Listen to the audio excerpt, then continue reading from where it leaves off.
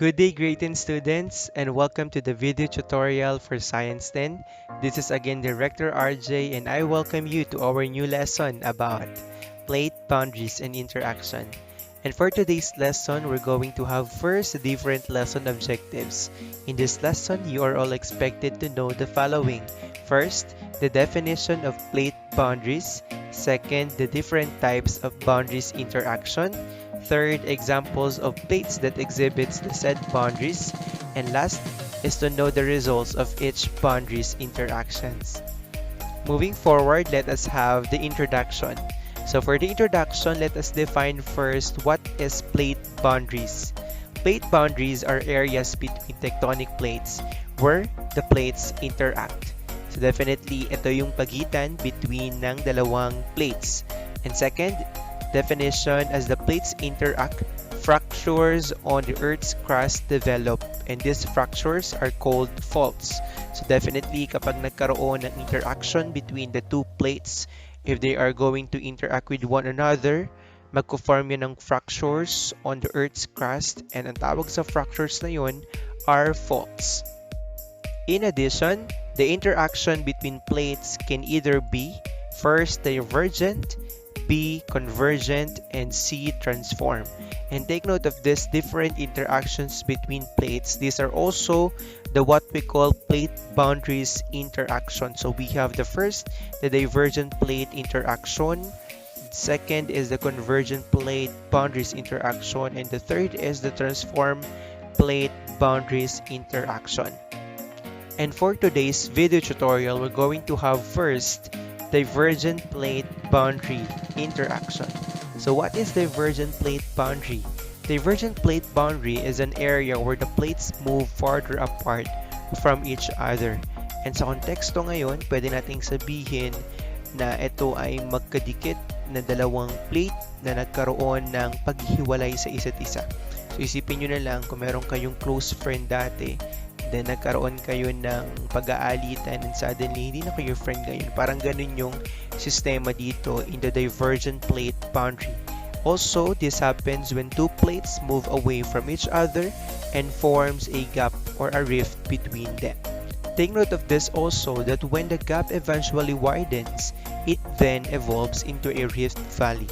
So later on, we're going to discuss what is a rift valley. And take note of this, the divergent boundaries has two types. And what are these? First is the oceanic divergent plate boundaries. And second is the continental divergent plate boundaries. So recall lang tayo, di ba? We have two types of crust. First is the oceanic crust and second is the continental crust. So we already discussed some of the natures and differences of these two types of crusts. So now let us have the first type of divergent plate boundary, which is the oceanic divergent plate boundary. So basically, this is the divergent boundaries that exist between two oceanic plates.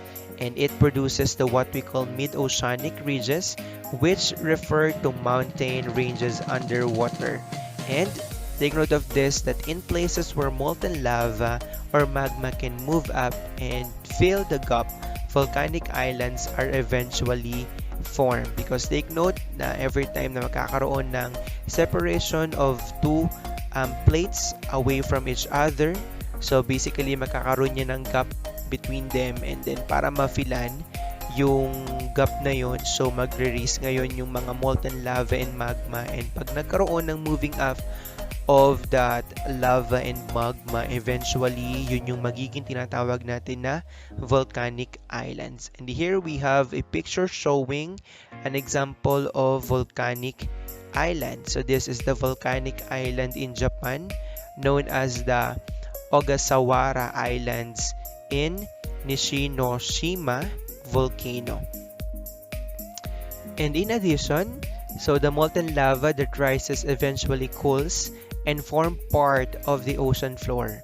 And that phenomenon is so called the seafloor spreading or the ocean floor spreading. So as you can recall, in our last video tutorial, we talked about there the changing or the theories regarding the changing Earth. And there we have the seafloor spreading theory.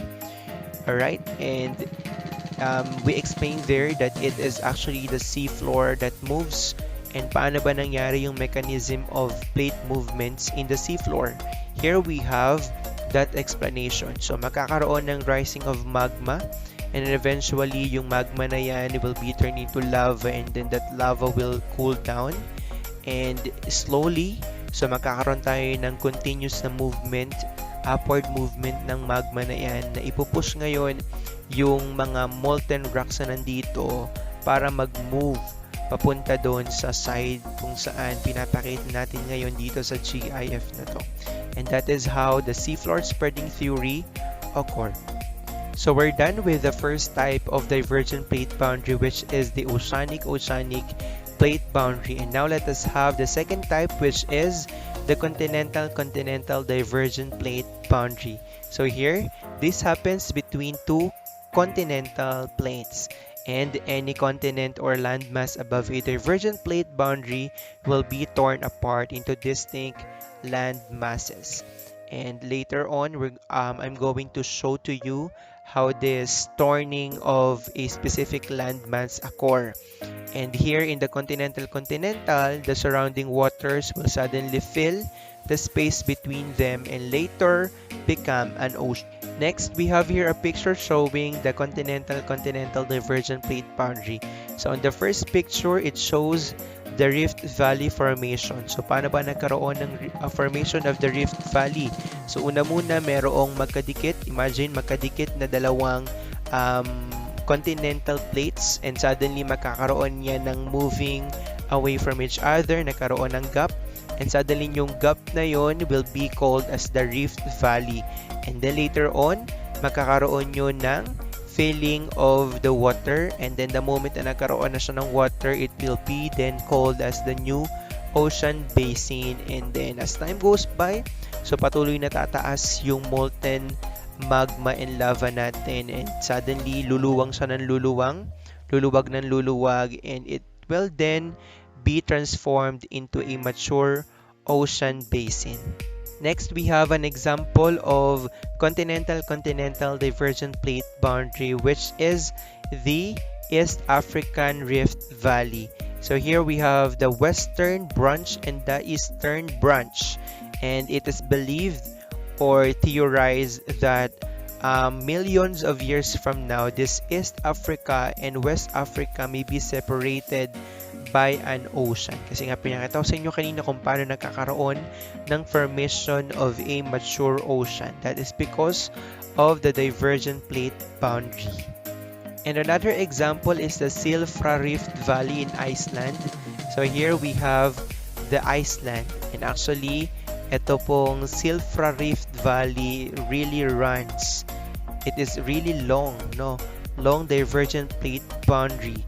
And Iceland itself actually lies on the top of the divergent plate boundary between the North American plate and the Eurasian plate. So we have here on the left is the North American plate, and on the right we have the Eurasian plate. And yung Iceland, it is actually lying itself on the top of that divergent plate boundary. And here we have the picture showing the Silfra Rift Valley in Iceland.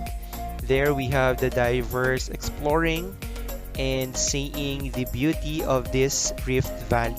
And last example is the Red Sea, which is also an example of the Rift Valley formed from the divergence of the Arabian plate on the right and the African plate on the left. And those are the two types of divergent plate boundaries. Again, we have the oceanic and the continental. And now, as an end, the divergent plates interaction results to the following. So first, we have the formation of volcanic island arcs. So nakita naman natin yung kanina in the formation of the volcanic island. Also, we have the Rift Valley. So I've shown to you what is a Rift Valley. Also, the mid-oceanic ridges, or the what we call the underwater mountain ranges. And lastly is the formation of earthquakes. So every time na magkakaroon ng divergent plate interaction or boundaries interaction, either of these four will occur or all of these four will occur. So that's all for now about the different boundaries interaction. And if there are concepts that are unclear to you, so don't hesitate to contact me at any of this contact information. So FB, Gmail, and cell phone number. And just a reminder again, grade 10 students. So whether you eat or drink or do anything else, always do it to honor God. And see you on our Zoom meeting this week. God bless, grade 10.